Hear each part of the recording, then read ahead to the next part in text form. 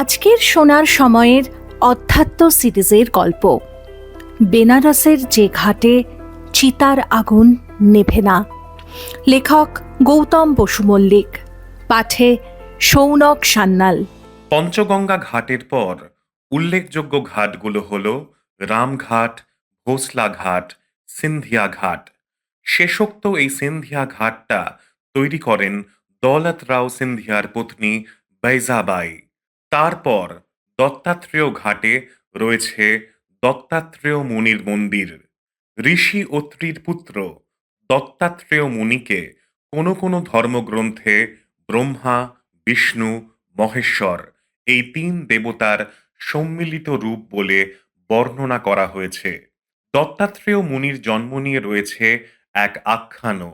ঋষি অত্রির স্ত্রী অনসূয়া একসঙ্গে ব্রহ্মা, বিষ্ণু, মহেশ্বরের পুজো করেন তাঁদের মতো গুণসম্পন্ন পুত্র লাভের জন্য।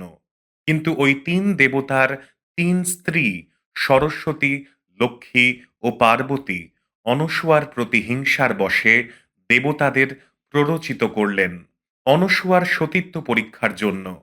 মুনিপত্নীর পুজোয় তুষ্ট হলেও ব্রহ্মা, বিষ্ণু ও মহেশ্বর স্ত্রীদের কথা অনুযায়ী সন্ন্যাসীর ছদ্মবেশে মুনির আশ্রমে এসে অনসূয়াকে বললেন তিনি যদি নগ্ন হয়ে ভিক্ষা দেন তবেই তারা ভিক্ষা গ্রহণ করবেন, না হলে নয়। প্রথমে বিস্মিত হলেও অনসূয়া বুদ্ধি খাটিয়ে মন্ত্রপুত জল ছিটিয়ে ওই তিন ছদ্মবেশী দেবতাকে শিশুতে পরিণত করলেন এবং তারপর নিজে নগ্ন হয়ে তাঁদের স্তন্যপানও করালেন। আশ্রমে ফিরে ঋষি অত্রির স্ত্রীর মুখে সব কথা শুনে ধ্যানে বসে শিশুতে পরিণত হওয়া ওই তিন ছদ্মবেশী সন্ন্যাসীর পরিচয় জানতে পারলেন। তখন তিনি ওই তিন শিশুকে একসঙ্গে জড়িয়ে ধরে আদর করা মাত্রই তারা তিন মাথা ও ছয় হাতওয়ালা একটা শিশুতে রূপান্তরিত হল। ওদিকে তিন দেবতার ফিরতে দেরি হচ্ছে দেখে সরস্বতী, লক্ষ্মী ও পার্বতী অত্রি ঋষির আশ্রমে এসে সমস্ত কথা জানতে পারলেন। তখন তারা নিজেদের কৃতকর্মের জন্য মুনিপত্নীর কাছে ক্ষমা চেয়ে দেবতাদের আসল রূপ ফিরিয়ে দেওয়ার অনুরোধ করলেন। অনসূয়া রাজি হলেন এবং অত্রি ঋষি দেবতাদের আবার পূর্বের রূপ ফিরিয়ে দিলেন। তারপর মুনিপত্নীর সততায় খুশি হয়ে ব্রহ্মা, বিষ্ণু ও মহেশ্বর তাঁদের শক্তির মিলিত রূপ হিসেবে এক পুত্র দান করলেন। তিনি হলেন পরবর্তীকালের দত্তাত্রেয় মুনি। এরপরেই মণিকার্ণিকা ঘাট, কাশীর প্রধানতম শ্মশান ঘাট এটি। প্রচলিত বিশ্বাস এই ঘাটে কখনো নাকি চিতার আগুন নেভে না। শুধু কাশী, বারাণসী নয়, দূর দূরান্ত থেকেও বহু মানুষের মৃতদেহ এখানে আনা হয় দাহ করার জন্য। মণিকার্ণিকা নামের উৎপত্তি নিয়ে নানা মত আছে। কেউ বলেন এখানে শিবের কর্ণভূষণ পড়েছিল বলে স্থানটির নাম মণিকার্ণিকা। আবার কারোর মতে বিষ্ণুর, আবার অন্য মতে এই জায়গাটি হল মুক্তিলক্ষ্মীর মহাপীঠের মণি ও তাঁর চরণের কর্ণিকা, তাই এখানকার নাম মণিকার্ণিকা।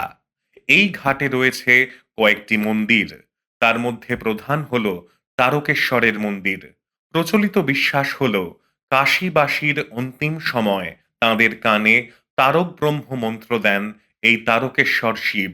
এছাড়াও সিদ্ধিবিনায়ক সহ আরও কয়েকটা মন্দির আছে এখানে। মণিকার্ণিকা ঘাটে আসার আগে গঙ্গার উপরেই একটি হেলানো মন্দির দেখা যায়, যেন আধ ভাঙা হয়ে জলে ভাসছে। প্রচলিত বিশ্বাস প্রতিষ্ঠাতার দম্ভের কারণেই মন্দিরটার ওই অবস্থা। কোনো এক ধনী মহিলা মন্দিরের দ্বারোদ্ঘাটনের সময় বলেন, মা, তোমার ঋণ শোধ করলাম। এ কথা বলা মাত্রই নাকি মন্দিরটার এক অংশ ভেঙে কাঠ হয়ে পড়ে। সেই থেকে ওই রকম ভাবেই রয়েছে সে মন্দির। মণিকার্ণিকা ঘাটের ঠিক পরেই জলাশয়ী ঘাটে রয়েছে জলাশয়ী বিষ্ণুর মন্দির। তারপরে ললিতা ঘাট, এই ঘাটের ঠিক উপরেই রয়েছে নেপালি মন্দির। পাথরের ধাপ আর গাছগাছালির আড়াল থেকে প্রথমে মন্দিরটা নজরে পড়ে না। ঘাট থেকে বেশ কয়েকটি ধাপ উঠলে সামনে দেখা যাবে মন্দিরটা। বানারসে সাধারণভাবে যে উত্তর ভারতীয় শৈলীর মন্দির দেখা যায়, এটি তার ব্যতিক্রম। দু ছাদওয়ালা প্যাগোডা মন্দির। মন্দিরের চারিদিকে কাঠের প্যানেল করে তার গায়ে সূক্ষ্ম অলঙ্করণে দেবদেবীর মূর্তি ও নকশার কাজ খোদাই করা। এর পরের উল্লেখযোগ্য ঘাট হল মান মন্দির ঘাট। মধ্যযুগের ভারতের জ্যোতির্বিদ্যা চর্চার ইতিহাসের সঙ্গে জড়িয়ে আছে এই ঘাটের নাম। ঘাটের ঠিক উপরেই রয়েছে একটি মান মন্দির। সোয়াই রাজ জয়সিংহ ছিলেন সে যুগের একজন স্বনামধন্য জ্যোতির্বিদ।